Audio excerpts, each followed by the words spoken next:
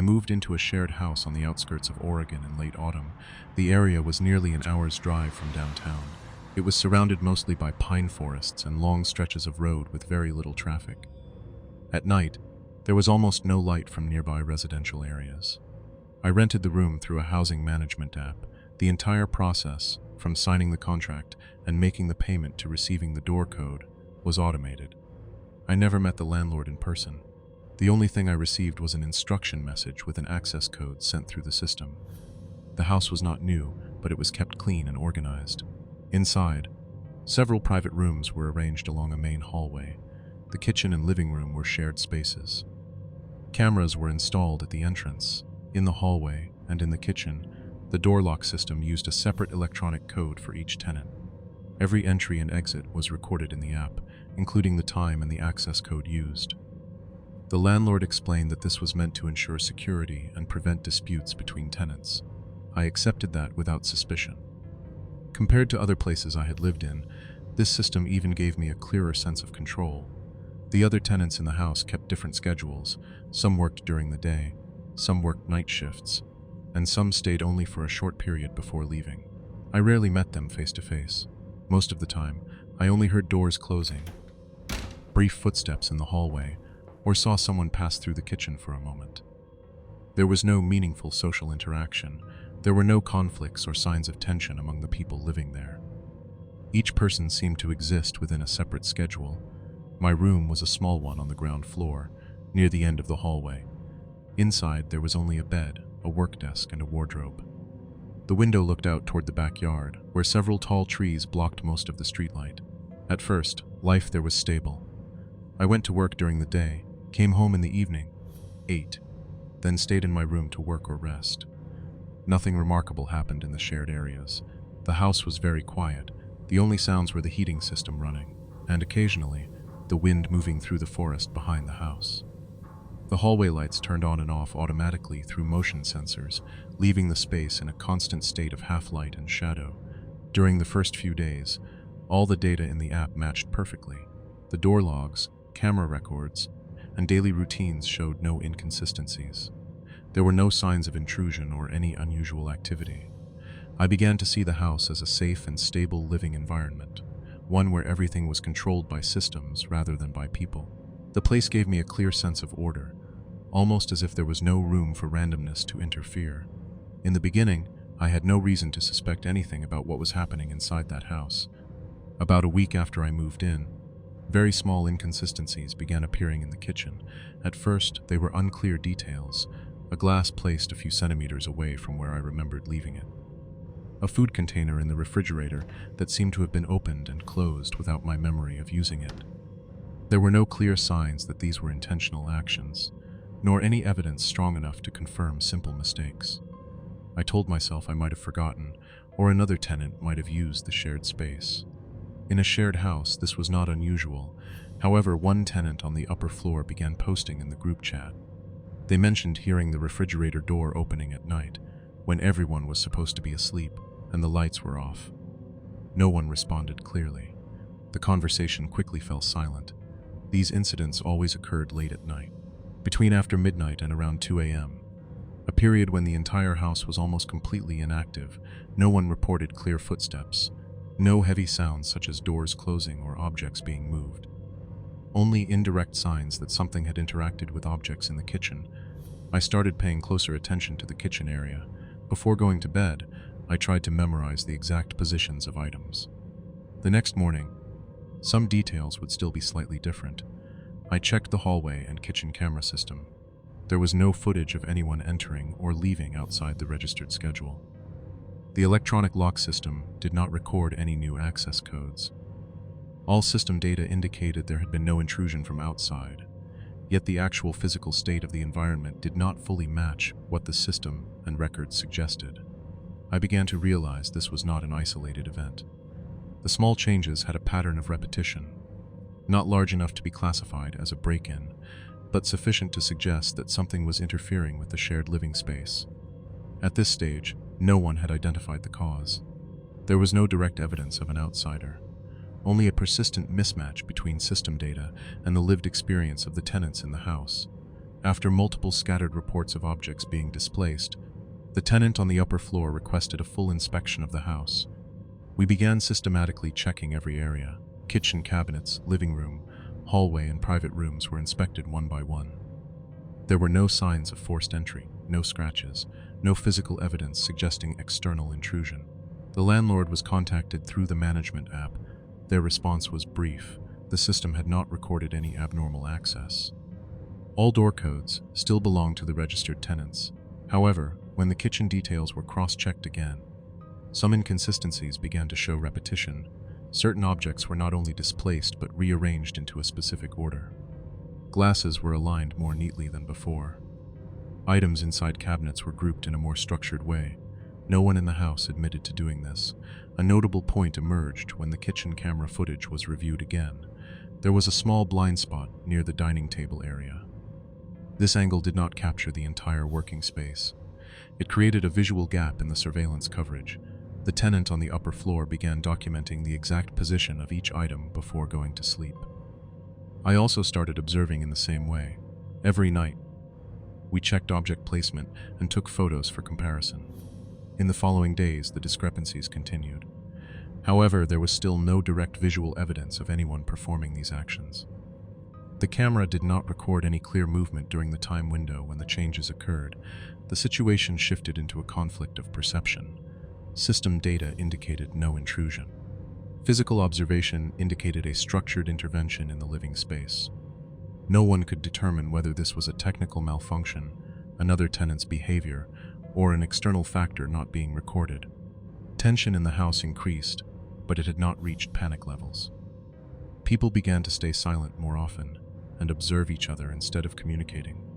After the observation phase, the phenomena started to develop a more consistent pattern. The changes were no longer random. They began appearing at fixed time intervals. The time window of 2:17 a.m. became a recurring point of interest. Almost every system log review showed some form of access occurring at that exact time. Not every night, but frequent enough to form a recognizable pattern. Objects in the kitchen were not only moved, but adjusted. Glasses were placed in straighter alignment. Chairs were pulled out and then returned to a balanced position. Small items were organized in a way that no one in the house claimed responsibility for. One night, the upper floor tenant went into the kitchen before I did. They reported that the kitchen light was already on. No one was inside. But a dining chair had been pulled away from the table, as if it had just been used. There were no loud sounds, no signs of haste, only the condition of a space that had already been occupied. After that incident, we changed our routines. 2 people decided to sleep in the living room to monitor the area. Others kept personal belongings closer, instead of leaving them in the kitchen or shared spaces. During one night of observation, a phone camera captured the kitchen door opening very slowly. There was no clear force applied, only a subtle movement, almost as if trying not to make a sound. When we turned on the light immediately afterward, there was no one in the area. No signs of escape, no sound of departure, but when the space was checked again, several objects had shifted once more. The psychological state in the house began to shift into prolonged tension. The discussion was no longer about whether the phenomenon existed or not. It became a question of when it would happen again. People started packing essential personal belongings. Some prepared to leave if necessary. No one maintained normal living routines anymore. The living space was no longer treated as stable or safe. It had become a system operating under an unknown logic that no one fully understood. After the final night of observation, no one in the house wanted to stay any longer. There was no extended debate. The decision to leave was quick and almost unanimous. We packed in silence. No one spoke much about what had happened. Everyone focused only on leaving the space as soon as possible. There was no direct confrontation with any identifiable actor. No clearly defined moment where the cause of the events could be confirmed. Only an accumulation of signs that made staying no longer reasonable. We left the house early in the morning. The daylight outside did not reduce the lingering sense of tension built up over multiple nights. The front door closed normally. With no visible damage, sitting in the car, I checked the management app one last time. The access log still showed a single entry at exactly 2:17 a.m. The data did not disappear, even though no one remained inside the house. No one returned to verify further. No official report was filed. The situation ended only at a personal level among the tenants. After leaving, I moved to a new place with a different security system. However, the habit of checking doors and monitoring electronic locks persisted. Each time I saw an access log, I checked it more than necessary. Occasionally, I noticed small inconsistencies in the access history at the new residence. Not strong enough to confirm an actual event, but sufficient to trigger recollections of the previous house. There was no explanation for the origin of the 2:17 a.m. access. It could not be confirmed whether it was a system error, human activity, or a form of unregistered access. The house was left behind as a system that continued operating without requiring anyone to understand what it was doing, and I never returned to verify it again.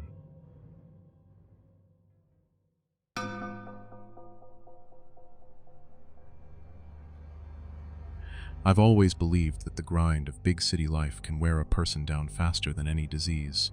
Around that time, after a relentless stretch of high-stress weeks at my office in Chicago, I felt completely burnt out. Weeks of chronic insomnia and accumulated exhaustion left my mind unable to handle any more pressure. The only thought echoing in my head back then was, I need to get the hell out of here right now. I had this desperate, core need to unplug from that suffocating environment just to regain my sanity. My initial expectations were simple: to find a place of absolute quiet, completely off the grid and isolated from society. I wanted to be in control of my own surroundings by choosing a self-contained, secluded spot. No traffic noise, no demanding work emails, just the deep, heavy silence I had been craving. In the back of my mind, I subconsciously defaulted to this naive belief that nature somehow equaled safety. I genuinely believed that the peace of the woods would shield me from the chaos of the outside world. That sheer complacency made me completely drop my guard, losing the basic situational awareness you're supposed to have in remote areas. I opened a rental app on my phone, searching for a vacancy that could help me escape reality. I was instantly drawn to a renovated warehouse-style studio apartment, nestled deep against the edge of a forest in the suburbs. The property was completely cut off from any residential neighborhoods, looking like a little slice of wilderness reserved just for me. I had foolishly romanticized this getaway space as a perfect, peaceful sanctuary, well before the actual horror began to unfold. The apartment I rented was originally an old warehouse renovated into a studio space, sitting right against the edge of a thin forest. The location was completely isolated from the bustling residential areas of the Chicago suburbs. The surrounding terrain was wide open, and the cell reception out here was incredibly spotty. Every time I wanted to check my messages or find a stable signal, I had to walk all the way out to the front porch. My safety at this point depended entirely on the aging physical structure of the house. The brick walls were thick, but the wooden doors and window frames had already begun to rot over time. The overwhelming silence of the woods at night triggered a dangerous psychological effect on me. It brought a false sense of security and an illusion of absolute privacy, making me drop my guard completely. I carelessly left my wallet and personal items scattered all over the kitchen counter. I didn't even bother to double-check the door locks, always thinking that no one would ever wander around a place this remote. But the fatal flaw of the house was located right in the ground floor bathroom. There was a small window in there facing directly out into a dark, muddy alley right by the wood line. This window was positioned very low to the ground outside. It didn't have any iron security bars or anti-theft mesh for protection. Worse yet, the metal latch was severely rusted after years of zero maintenance. The house was completely devoid of outdoor surveillance cameras or motion-activated lights. That systemic vulnerability created a false safe zone, setting me up for a horrific trap. On the second night of my getaway, a massive storm suddenly hit the area. The rain slammed violently against the tin roof, blending with the relentless howling of the wind through the cracks in the wooden doors.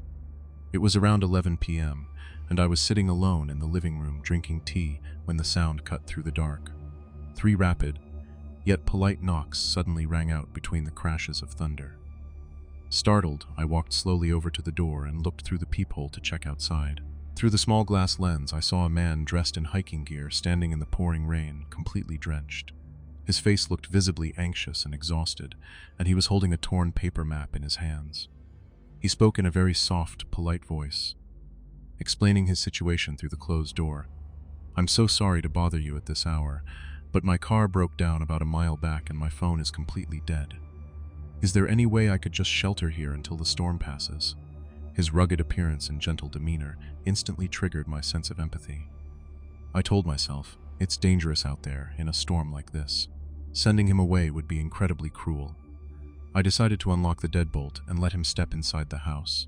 The man walked in completely legally, based entirely on my permission and kindness. He kept bowing his head and saying, "Thank you so much. You're an absolute lifesaver." I handed him a dry towel, gave him a warm cup of water, and pointed him toward the ground floor bathroom. I told him to make himself at home, dry off, and warm up his clothes in there.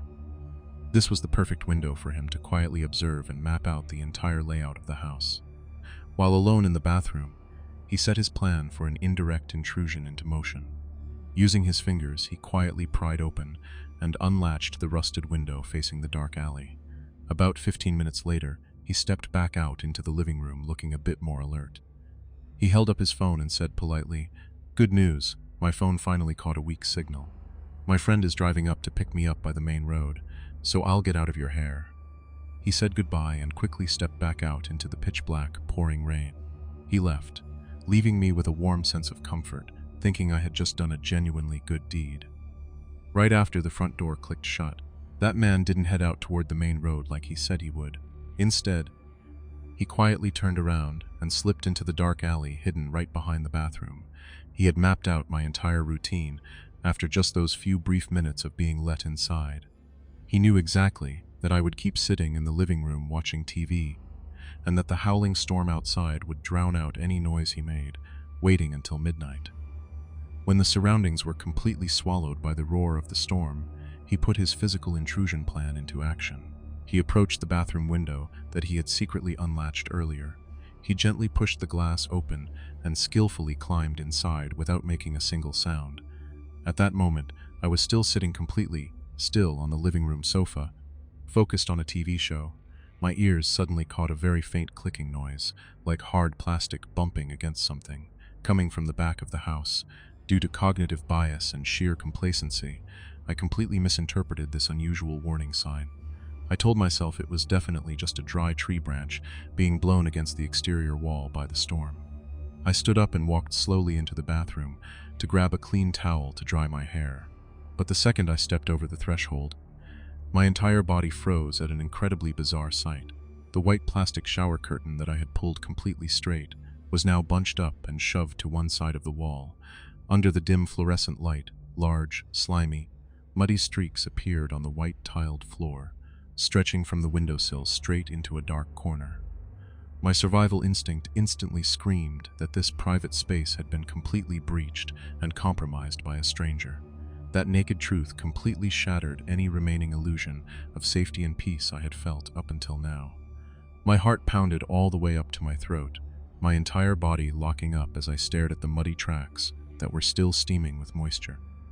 My mind confirmed the horrifying truth. The intruder wasn't far away. He was still present right inside this room.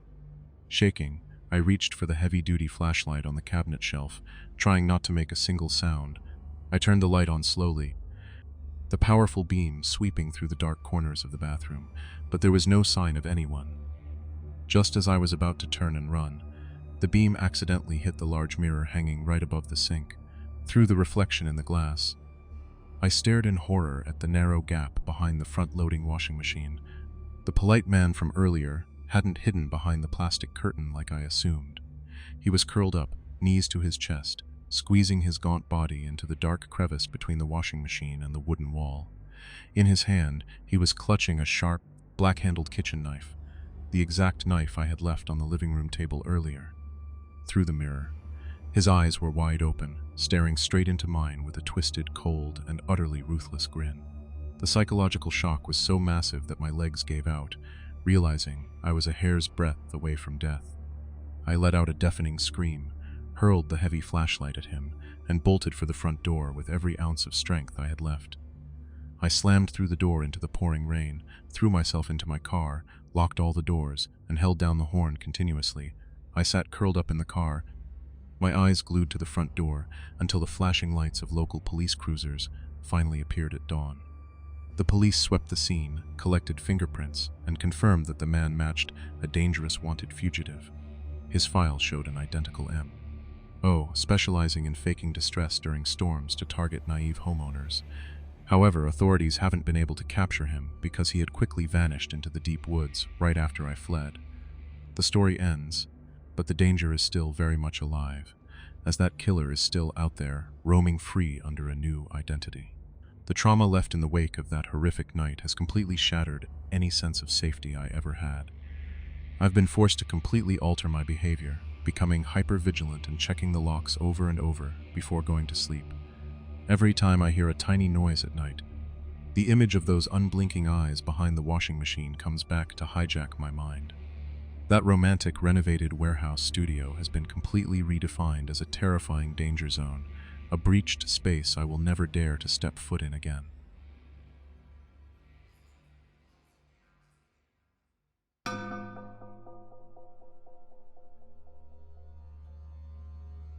If you have never experienced a nervous breakdown, you will never understand how much the blaring car horns in downtown Chicago can torture a person.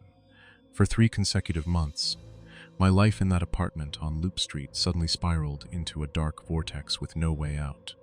The crisis hit when the software project I had poured my heart and soul into for the past 2 years was cancelled right before its launch date.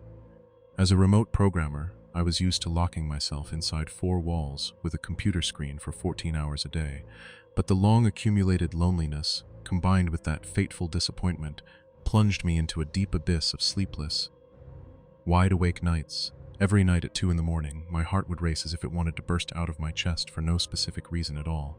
Looking out the window, the flickering neon lights from the skyscrapers only drove my mind further into madness. My psychologist told me that my nervous system was completely overloaded and was flashing red alerts. You need to leave immediately before things get out of hand. He looked me straight in the eyes and gave that advice in an extremely serious tone. I knew he was right.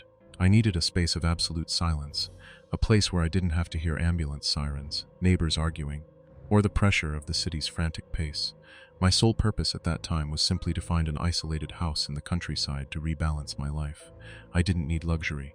I just needed a bed to sleep on, a clean workspace, and absolute stillness to heal my emotional wounds. I spent an entire night scrolling through short-term rental websites, trying to find a place distant enough so that no one could bother me anymore. After days of searching, I finally chose an old-fashioned, 2-story wooden house located in a remote countryside area of Ohio. The house was hidden at the end of a deserted dirt road, nestled among ancient trees, and completely isolated from any neighbors. The place was so remote that cell phone service was extremely spotty. The signal bars kept disappearing and reappearing hopelessly. The only internet connection I could use for work relied entirely on an old satellite network. With a rusted dish mounted on the porch, landlord was Mr. Harlan, an elderly local man with silver-white hair and a tall, thin frame. From our very first meeting to pick up the keys, he showed friendliness, but it came with an over-curious demeanor. He kept prying into why someone from the big city would want to move out to the middle of nowhere all by himself to work.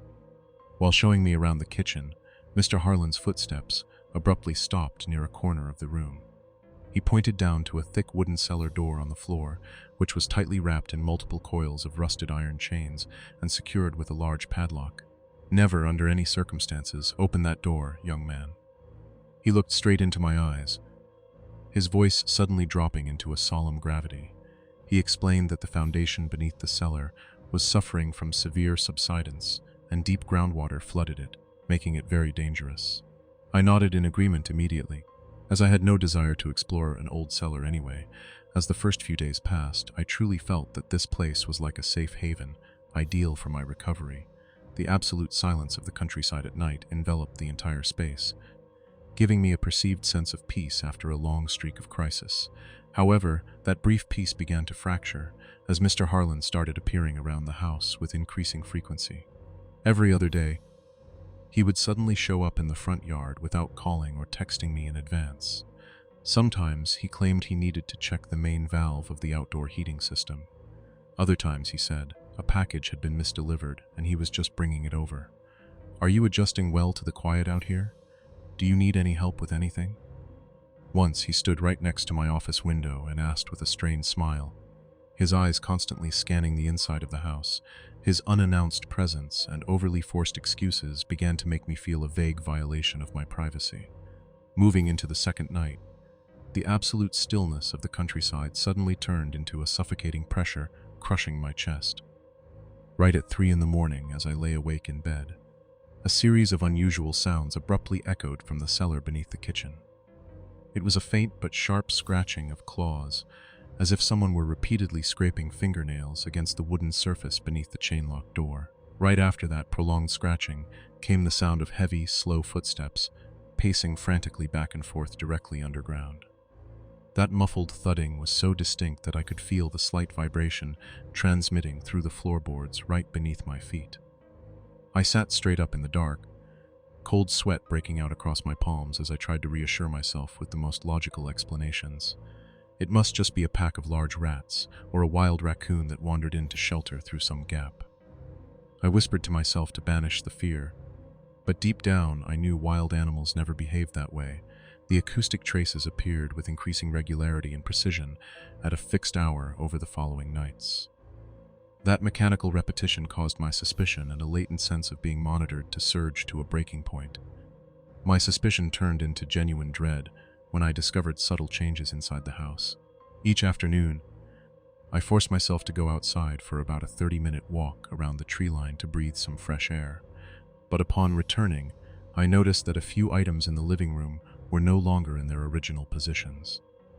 The coffee mug on my desk had its handle rotated in a different direction.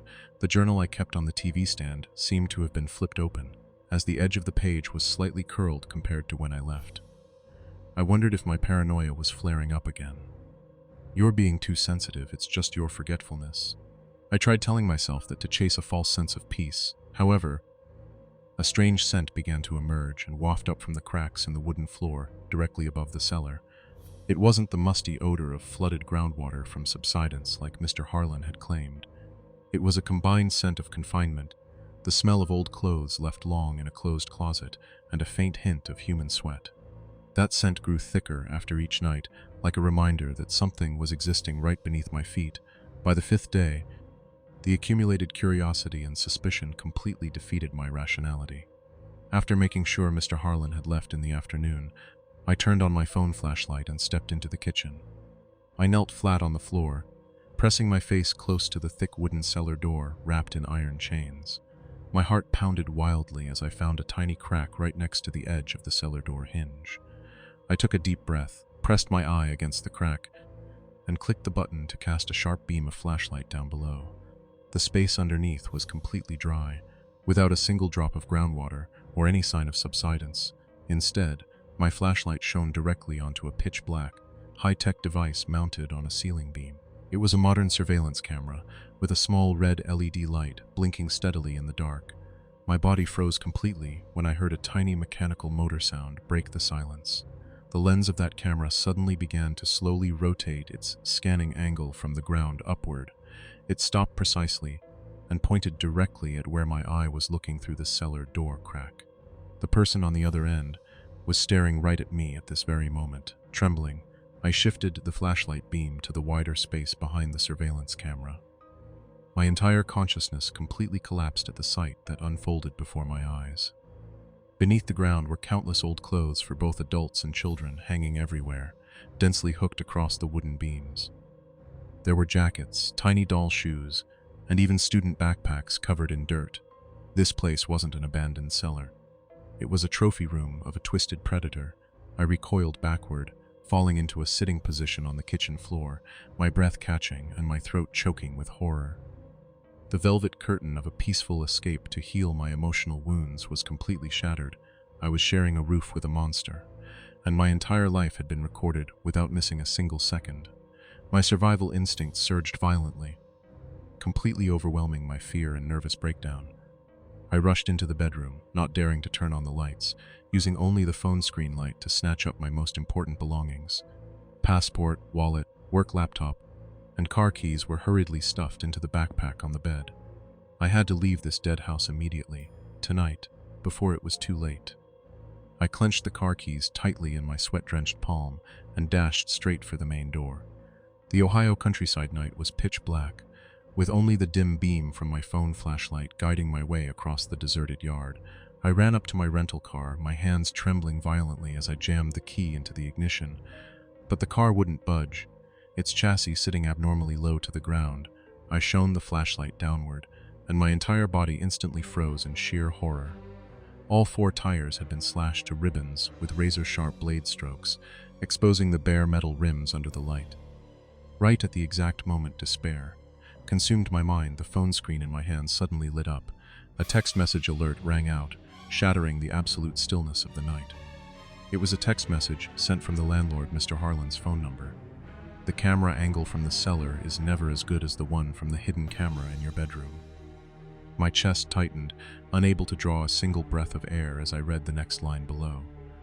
Look up at the ventilation grate on your ceiling right now. I didn't dare turn my head back to look at the house for even a single second. I dropped my luggage backpack to the ground and sprinted headlong into the darkness. I ran frantically down the rugged dirt road, heading straight toward the main highway out there. Utter terror propelled my footsteps in a state of panic unlike anything I had ever experienced in my life. The county police arrived at the scene 20 minutes later, after I managed to find help at a gas station along the highway. They surrounded and conducted a thorough search of the entire wooden house and the underground cellar below, but Mr. Harlan had completely evaporated from the area as if he had never existed. The police investigation quickly hit a dead end because all of his personal identification documents turned out to be fake. The case was closed, leaving behind a terrifying void of information regarding the true identity of the man who had stalked me for a whole week. The horrific ordeal of that night left me with incredibly severe psychological trauma. I immediately canceled all travel plans and never dared to rent any isolated house ever again. Currently, I only dare to live in a small apartment in the bustling city center, where there is 24/7 security on duty and strict surveillance camera systems. Every sense of safety within me was completely shattered after that fateful trip. Even to this day, every night before closing my eyes to sleep, I am still haunted by an involuntary habit. I always have to turn on my flashlight and meticulously check the ventilation grate on the ceiling to ensure that no pair of eyes is staring down at me from the dark.